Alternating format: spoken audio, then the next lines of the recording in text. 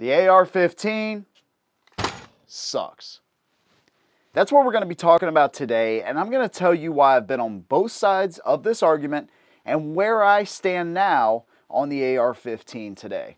And you can essentially look at this video as the pros and cons, as I see it, of the AR platform. We're going to talk about a lot here, man. And of course, I want to hear your opinions down below after the video. Just give me a chance to explain where I'm coming from on the AR platform. Let's go ahead and dive right in. So what makes an AR-15 an AR-15? Essentially, you have a gas block up here. You have a tube that feeds excess gas from the bullet to the back, feeding into the gas key right here. Typically, those two little pins right here are going to be staked so they don't walk out on you. You have, of course, your bolt that rotates a little bit, locks back just like that with this cam locking pin right here. You have your ejector that I'm pointing at right here, and on the opposite side, the extractor. These lugs lock into the barrel extension. That's how an AR-15 cycles. What else makes an AR an AR? Typically, you have a charging handle right here, so that's literally how you charge the gun. Your bolt carrier we just looked at is going to slide up under that charging handle. They're going to lock into place right there. You have a lower receiver and an upper receiver. Now, it should be noted that that's not the only system for an AR. This is the most common, but not the only. So you also have piston-driven systems as well for the AR platform, and sometimes your gas block is going to look a little bit different. Sometimes it's going to be a rifle length, sometimes mid-length, sometimes pistol length. It just depends on what kind of AR. But this is the most popular, and that's generally what you're going to see on most of, I would say, your budget to more mid-range AR-15s. Not always, but most of the time that's what you'll see. So you have a charging handle up here, and again, I think there's some companies that actually do side charging handle ARs, but typically you're going to see your charging handle right up here. The lower and upper receiver are held together essentially with two pins. So you have a pin here and this pin here. All it takes to separate the two, to clean it and do basically everything you need to do, is pushing this one pin out through the other side. It's captive. And then once you're done with it, you close the two halves back together, just like so, and you push the pin back in. And then also you're going to have a buffer system back here to mitigate felt recoil for the shooter.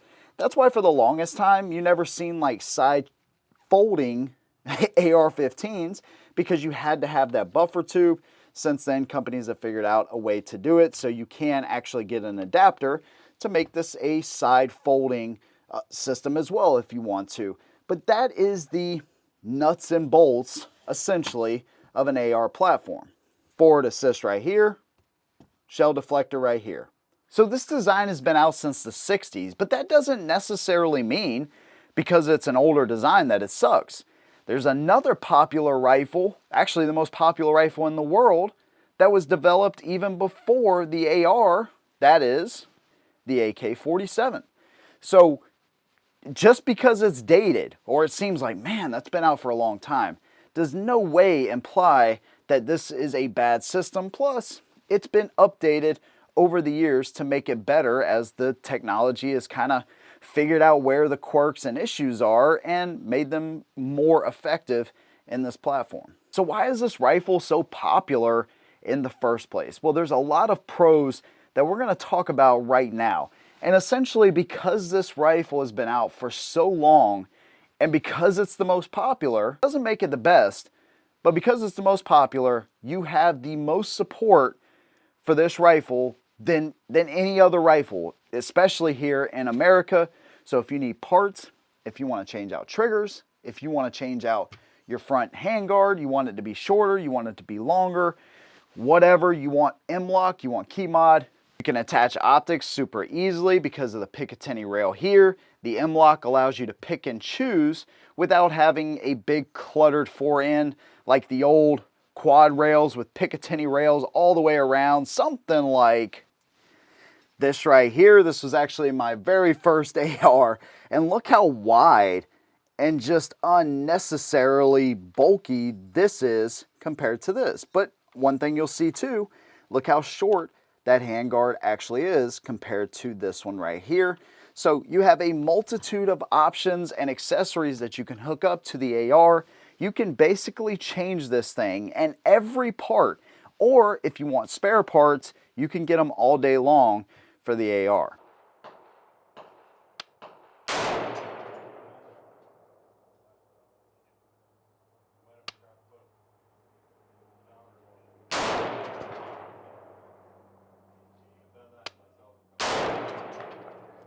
Just at the bottom of that thing.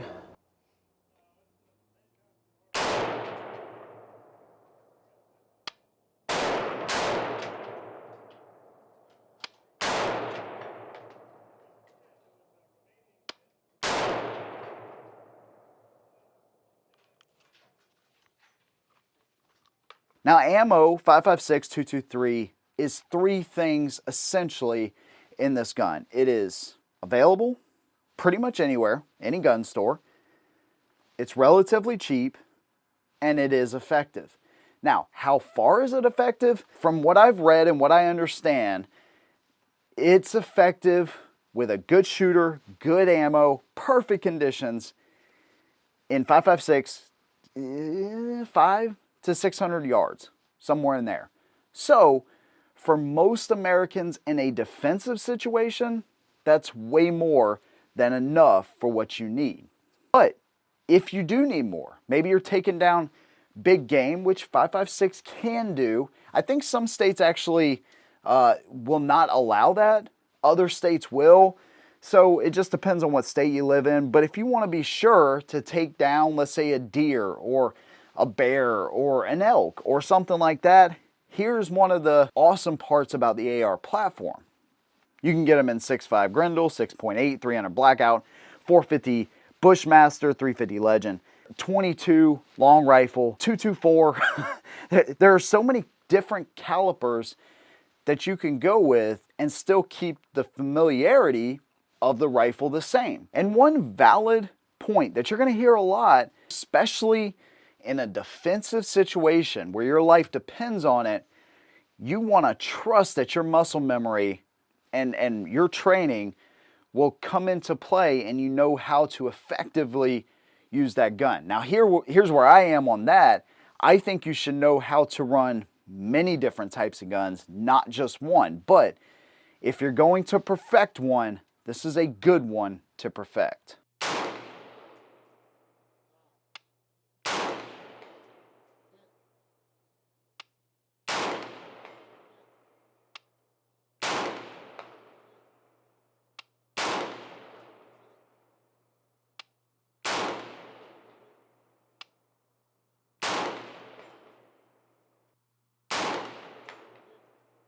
Now, another great thing about the AR platform is you can go as cheap as you need to. If you're like, dude, I just need a rifle to protect myself, my home with, my family, whatever, you can do that. You can go as cheap as you need to. You can also go super high end. But the gap there and the differences between the two, most of the time, you are going to get a far superior gun in that high end gun. And when you start talking about high end, I mean, you can go all the way $2,000 for a base gun. You can go as low as like $500 for a budget option. Mid-range is kind of what I would recommend if you're going to start, because I just believe in a lot of the companies that make these. That's kind of where I want to gravitate towards those companies because they know what they're doing. I don't want to tinker around with a gun that may be super cheap but may or may not work either. You know, that's kind of where I'm at with it. So I'd rather save up a little bit more and buy something I know is going to work. This one, by the way, is a Smith & Wesson. It's an M&P M2.0, and this has been a great overall rifle. There's a lot of different brands out there and stuff that you can go with, and a lot of great ones, but no matter what income level you're at, there is a company out there that makes an AR that can accommodate you. That is a nice thing. So the port of entry isn't like a SCAR or like the ACRs or the CZ rifles or your Daniel Defense, your Wilson Combats. You know, your super high-end guns that a lot of people just can't afford. The barrier to entry is much lower with the AR And that's a good thing. That is a good thing. You don't want to cut off an entire section of people because they don't have a lot of money, and that's one thing I definitely appreciate about this platform. Another nice thing is you can upgrade as you go. So, that's something to consider as well. You can start out super cheap, but then make it into something really nice. So as you can see, I keep my rifle in the AR world, and people that are really into this, they look at my rifle and they're like, dude, that thing is boring. Boring AF. Well, yeah, I like to keep mine as light as possible, and that's just what I like to do. And I'm waiting on, I have little QD mounts that will allow me to attach a sling. That's pretty much all I'm missing. I'm running a one-time magnification Leupold Freedom RDS. It's okay, at like 300 yards from me, that's where I feel, that's about max for my comfortability with this thing, and really 200 yards with my eyes, 200 to 300 yards is where I'm at max with that thing. But I can and have hit shots at even further distances with just this right here.